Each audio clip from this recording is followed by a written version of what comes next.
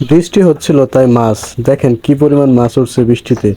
আসলে এরকম মাছ সব জায়গায় দেখা যায় না। বুঝছেন কিনা, এত পরিমাণ মাছ একসাথে আসলে সব জায়গায় কখনো এরকম সিনারি কারো চোখে পড়বে কিনা সন্দেহ। মানে বৃষ্টি হয়েছে, আর এই বৃষ্টির কারণে এত পরিমাণ মাছ আসছে, দেখেন এই যে পুরোটা এখানে মাছ আর মাছ। মানে এরকম মাছ এখন আর কোথাও পাওয়া যায় না।